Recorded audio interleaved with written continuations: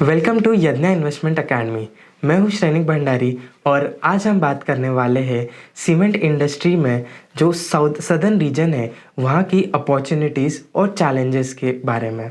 Cement industry काफ़ी turbulent time से गुजर रही है। अदानी सीमेंट, जिसने हाल ही में होलसेम ग्रुप से अंबुजा और एसीसी को 10.5 बिलियन डॉलर्स की कॉस्ट पे एक्वायर किया, वो रातों रात ही इंडिया का सेकेंड लार्जेस्ट सीमेंट मैन्युफैक्चरर बन गया। अपनी एक्विजिशन की डील को सिर्फ 4 महीने में कंप्लीट करने के बाद मिस्टर गौतम अदानी, जो कि अदानी ग्रुप के चेयरमैन हैं, उन्होंने ये बताया है कि कंपनी टारगेट कर रही है नेक्स्ट 5 इयर्स में अपनी कैपेसिटी को मोर देन डबल करने का, यानी कि एग्जिस्टिंग 67.5 MTPA की कैपेसिटी को 140 MTPA की कैपेसिटी पे ले जाना बाय द एंड ऑफ 2027। साथ ही साथ अल्ट्राटेक, जो इंडिया का सबसे बड़ा सीमेंट प्लेयर है, वो 2030 के एंड तक अपनी कैपेसिटी को 200 मिलियन टन्स पर एनम तक के ले जाना चाहता है।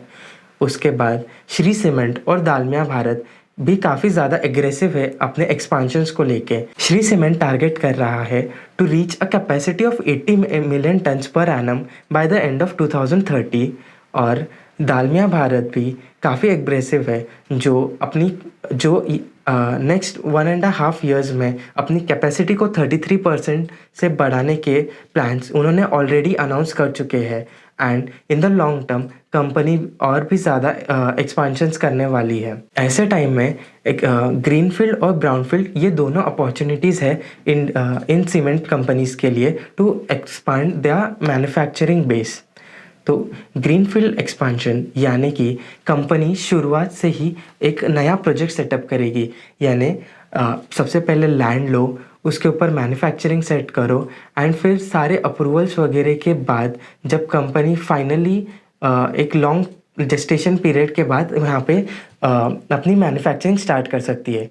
वहीं पे ब्राउन फील्ड यानी कि जो इनऑर्गेनिक एक्सपांशन है, जो कंपनीज दूसरी कंपनी की कैपेसिटी को, प्लांट्स को एक्वायर करके या फिर डायरेक्टली उन कंपनीज को ही एक्वायर करके अपने में मर्ज कर लेती है एंड इमीडिएटली उनके पास एक रेडी कैपेसिटी हो जाती है। इतने एग्रेसिव जब सीमेंट इंडस्ट्री के प्रॉस्पेक्ट्स है, जहाँ पे Q2 के रिजल्ट्स में सारी सीमेंट कंपनीज की ऑपरेटिंग इफ़िशियंसीज पे इम्पैक्ट पड़ा है। सभी ने अपने मार्जिन्स पे काफ़ी ज़्यादा हिट लिया है because of extreme high inflation of power and fuel cost and साथ ही साथ जो दूसरे रॉ मटेरियल्स है उनका कॉस्ट भी काफ़ी ज़्यादा बढ़ चुका है। इसके बावजूद भी किसी भी कंपनी ने अपने एक्सपांशन प्लान को ना ही डिले किया ना ही डिस्कार्ड किया।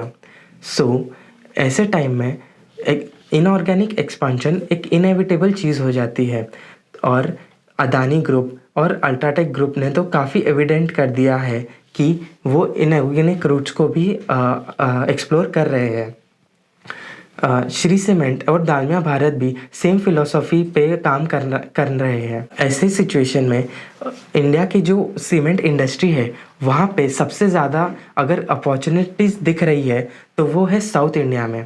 अल्ट्राटेक सीमेंट जो इंडिया का 21% मार्केट शेयर ओन करता है, उसका साउथ इंडिया में सिर्फ 12% का मार्केट शेयर है। एंड इससे ज़्यादा इम्पॉर्टेंट बात ये है कि जो साउथ इंडिया है वो लाइमस्टोन का सबसे बड़ा हब है इंडिया में। इंडिया का almost 40% of limestone reserves are situated in southern parts of the country. इसी वजह से यहाँ पे कैपेसिटी बहुत ज़्यादा है। अगर हम कैपेसिटी की बात करें तो FY22 के एंड के हिसाब से almost 1/3 of India's total capacity is situated in southern parts of the country. अगर वहीं हम प्रोडक्शन की बात करें तो 27% of production comes from south India and although ये रीजन वाइज सबसे बड़ा रीजन है फॉर सीमेंट प्रोडक्शन, लेकिन अगर हम कैपेसिटी यूटिलाइजेशन की बात करें तो अभी भी ये काफ़ी ज़्यादा अनयूटिलाइज्ड है। तो अगर हम ओवरऑल इंडिया की कैपेसिटी यूटिलाइजेशन की बात करें तो वो थी अराउंड 73% की रेंज में as of FY22 and same period में साउथ इंडिया में कैपेसिटी यूटिलाइजेशन था एज लो एज 59%। इस एक्सेस कैपेसिटी को बड़ी कंपनीज जल्द से जल्द एक्वायर करके उन्हें यूज़ करने का टारगेट कर सकती है। उसी के साथ साथ ये जो साउथ इंडिया की कैपेसिटी है ये काफ़ी ज़्यादा फ्रैगमेंटेड है। साउथ इंडिया में मोर देन 40 रीजनल प्लेयर्स है जो इस सीमेंट इंडस्ट्री में काम कर रहे हैं। तो ऐसी सारी ये छोटे छोटे प्लेयर्स काफ़ी अट्रैक्टिव बन सकते हैं इन ऑर्गेनिक एक्सपांशन के लिए। यहाँ पे चीज़ें इतनी भी सिंपल नहीं है। कंपनीज जो रीजनल प्लेयर्स है वो बड़े प्लेयर्स को काफ़ी ज़्यादा चैलेंजेस पुट अप कर रहे हैं। जो कंपनीज अपने बिजनेस को सेल आउट करने को भी देख रही है वो भी सेलिंग के लिए एक एक्स्ट्रा प्रीमियम वैल्यूएशन मांग रही है, जस्ट बिकॉज कि सारे प्लेयर्स को ये कैपेसिटीज़ चाहिए है। सो एक इंक्रीज डिमांड की वजह से यहाँ पे प्रीमियम वैल्यूएशन के कारण एक्विजिशन की कॉस्ट भी काफ़ी हाई हो जाएगी।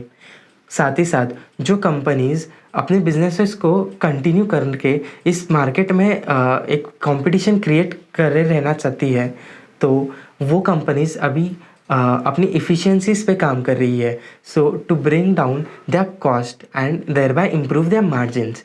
एंड उसके बाद ये कंपनीज़ अपने प्रोडक्ट मिक्स पे भी ध्यान दे रही है सो दैट वो एक प्रीमियम प्रोडक्ट मिक्स पे तरफ शिफ्ट हो, जिससे कि उनके मार्जिन्स और भी ज़्यादा इम्प्रूव हो।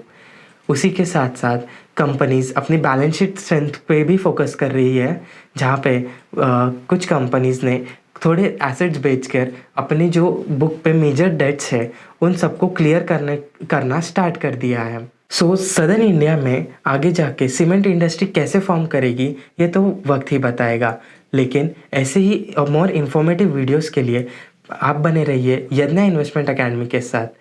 अगर आपको ये वीडियो पसंद आया हो तो इसे लाइक कीजिए और चैनल को सब्सक्राइब कीजिए। Thank you so much.